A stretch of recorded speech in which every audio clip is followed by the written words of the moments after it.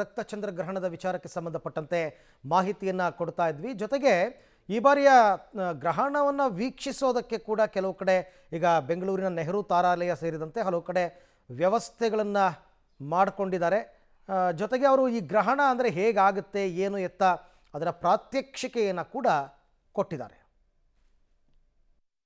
ಸೂರ್ಯ ಇದ್ದಾನೆ, ಇಲ್ಲಿ ಚಂದ್ರ ಇದ್ದಾನೆ, ಇವೆರಡರ ಮಧ್ಯ ಭೂಮಿ ಬರ್ತಾ ಇದೆ. ಇದೇ ಚಂದ್ರಗ್ರಹಣಕ್ಕೆ ಕಾರಣ. ಇಲ್ಲಿ ಎರಡು ಅಂಶಗಳು ತಿಳ್ಕೊಬೇಕು ನಾವು.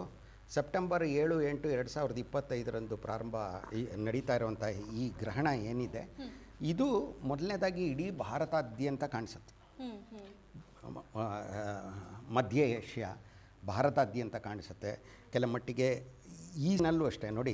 ಸೆಪ್ಟೆಂಬರ್ 7ನೇ ತಾರೀಕು ಭಾನುವಾರ ರಾತ್ರಿ ಪ್ರಾರಂಭವಾಗುವಂತಹ ಗ್ರಹಣ ಸೆಪ್ಟೆಂಬರ್ 8 ಬೆಳಗಿನ ಜಾವದ ತನಕ ವ್ಯಾಪಿಸಿರುತ್ತೆ.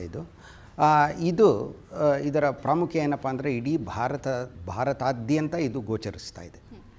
ಇದು ಒಂದು ಸಂಪೂರ್ಣ ಚಂದ್ರಗ್ರಹಣ ಅಥವಾ ಪೂರ್ಣ ಚಂದ್ರಗ್ರಹಣ. ಅಂದರೆ ಇಡೀ ಚಂದ್ರ ಭೂಮಿಯ ದಟ್ಟವಾದ ನೆರಳನ್ನು ಪ್ರವೇಶಿಸುತ್ತೆ. ಅಂಬ್ರ ಅಂತ ಹೇಳ್ತೀವಿ. ಇದಕ್ಕೆ ಸಂಬಂಧಿಸಿದಂತೆ ಈ ಗ್ರಹಣ ಪ್ರಾರಂಭ ಆಗೋದು ಅಂದರೆ ಸಂಪೂರ್ಣ ಚಂದ್ರಗ್ರಹಣನೇ ಅಲ್ಲ, ಗ್ರಹಣ ಅನ್ನುವಂತಹ ಒಂದು ವಿದ್ಯಮಾನ ಪ್ರಾರಂಭ ಆಗೋದು ಭಾನುವಾರ ರಾತ್ರಿ 8:58 ಭಾರತೀಯ ಕಾಲಮಾನದ ಪ್ರಕಾರ 8:58 ಪ್ರಾರಂಭ ಆಗುತ್ತೆ.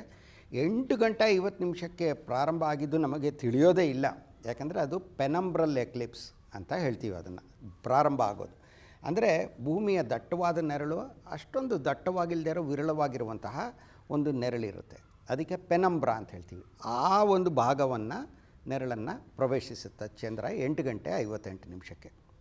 ಅದಾದ ಮೇಲೆ 9:57 ತನಕ ನಮಗೆ ಚಂದ್ರಗ್ರಹಣ ನಡೀತಾ ಇದೆ ಅಂತ ಬಹುಮಟ್ಟಿಗೆ ಗೊತ್ತೇ ಆಗೋದಿಲ್ಲ. ಯಾಕಂದರೆ ಚಂದ್ರನ ಕಾಂತಿಯಲ್ಲಿ ಹೆಚ್ಚೇನು ವ್ಯತ್ಯಾಸ ಆಗೋದೇ ಇಲ್ಲ, ಗೊತ್ತೇ ಆಗಲ್ಲ ಎಷ್ಟೋ ಜನಕ್ಕೆ.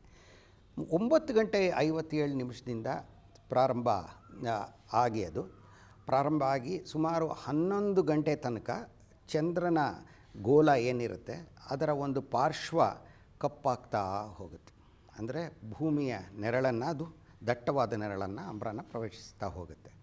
ಅದಾದಮೇಲೆ 11 ಗಂಟೆಯ ಸುಮಾರು 11 ಗಂಟೆಗೆ ಅಂತಲೇ ಇಟ್ಕೊಳ್ಳೋಣ, 11 ಗಂಟೆಗೆ ಸಂಪೂರ್ಣ ಚಂದ್ರಗ್ರಹಣ ಪ್ರಾರಂಭ ಆಗುತ್ತೆ. ಅಂದರೆ ಭೂಮಿಯ ದಟ್ಟವಾದ ನೆರಳನ್ನು ಅಂಬ್ರನ ಈ ಚಂದ್ರ ಪ್ರವೇಶಿಸುತ್ತೆ.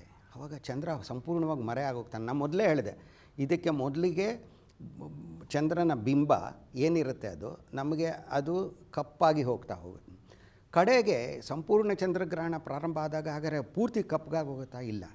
ಸಂಪೂರ್ಣ ಚಂದ್ರಗ್ರಹಣದ ವೇಳೆನಲ್ಲೂ ಚಂದ್ರ ನಮಗೆ ಕಾಣಿಸ್ತಾನೆ, ಆದರೆ ಅದು ರಕ್ತವರ್ಣದ ಚಂದ್ರನಾಗಿ ಕಾಣಿಸ್ತಾನೆ. ಕಾಪರಿ ರೆಡ್ ಮೂನ್ ಅಂತ ಹೇಳ್ತಾರೆ, ಬ್ಲಡ್ ಮೂನ್ ಅಂತಲೂ ಹೇಳ್ತಾರೆ, ರಕ್ತವರ್ಣದ್ದು ಅಂತ. ಭಾರತದಲ್ಲಿರೋರು ಯಾವ ಭಾಗದಲ್ಲಿರೋರಾದರೂ ಬಹುಮಟ್ಟಿಗೆ ಇದನ್ನು ನೋಡ್ಬೋದು, ಏನೂ ತೊಂದರೆ ಇಲ್ಲ ಇದರಿಂದ. ಹಾಗಾಗಿ ಇಲ್ಲಿ ನಾನು ಹೇಳೋದು ಏನು ಅಂದರೆ, ಇದನ್ನು ನೋಡೋದಕ್ಕೆ ಯಾವುದೇ ಒಂದು ದೂರದರ್ಶಕ ಬೇಡ, ಬರೀ ಕಣ್ಣಿಂದಾನೇ ಭಾಳ ಚೆನ್ನಾಗಿ ಕಾಣಿಸುತ್ತೆ, ನೋಡ್ಬೋದು. ನೀವೇನಾದರೂ ದೂರದರ್ಶಕದಿಂದ ನೋಡಿದರೆ ಚಂದ್ರನ ಮೇಲ್ಮೈ ಸ್ವರೂಪಗಳು ಸ್ವಲ್ಪ ಹೆಚ್ಚಾಗಿ ಸ್ಪಷ್ಟವಾಗಿ ಕಾಣುತ್ತೆ ಅಷ್ಟೇ. ಅದಿಲ್ಲದಿದ್ದರೆ ಬರೀ ಕಣ್ಣಿನಿಂದಲೇ ಚಂದ್ರಗ್ರಹಣವನ್ನು, ಸಂಪೂರ್ಣ ಚಂದ್ರಗ್ರಹಣವನ್ನು ಅಥವಾ ಭಾಗಶಃ ಚಂದ್ರಗ್ರಹಣವನ್ನು ನೋಡಿದರೆ ಏನೂ ಆಗಲ್ಲ.